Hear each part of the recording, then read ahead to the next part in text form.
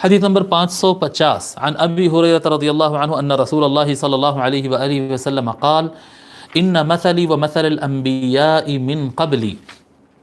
رسول اللہ صلی اللہ علیہ وآلہ وسلم ارشاد فرماتے ہیں کہ میری مثال اور میرے سے پہلے آنے والے نبیوں کی مثال اس طرح سے ہے کمثل رجل بنا بیتا فاحسنہ واجملہ الا موضع لبنۃ من زاویہ، جیسے کہ ایک آدمی نے ایک گھر تعمیر کیا اور اس کو بہت خوبصورت بنایا، بہت اچھے ڈھنگ سے گھر بنایا، لیکن اس میں پورے گھر میں ایک اینٹ کو انگلش میں کیا کہتے ہیں؟ بریک، ایک اینٹ، ایک تابوق جو ہے اس میں نہیں رکھا ہو، الا موضع لبنۃ، ایک اینٹ اس میں نہیں رکھا ہو، من زاویۃ، کسی ایک کونے میں، فجعل الناس یطوفون به ویعجبون له ویقولون، پس لوگ وہاں پر اس گھر کے اطراف گھومنے لگے، دیکھنے لگے اور تعجب کرنے لگے، واہ کتنا شاندار مکان ہے، کتنا اچھا مکان ہے، اور کہہ رہے ہیں لوگ وہ سب دیکھ کر آخری میں کہتے ہوں گے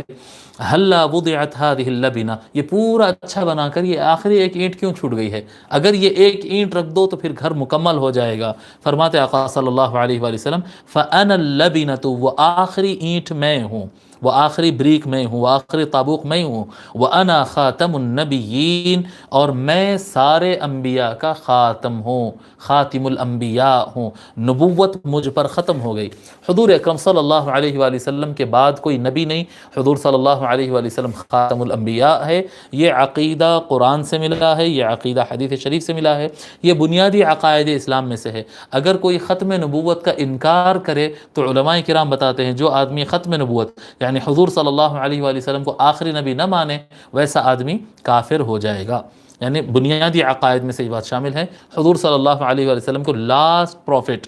لاسٹ میسنجر اور آخری نبی ماننا لازمی ہے۔ یہ حدیث متفق علیہ ہے، اس کو امام بخاری اور مسلم دونوں نے روایت کیا ہے۔ ٹھیک ہے،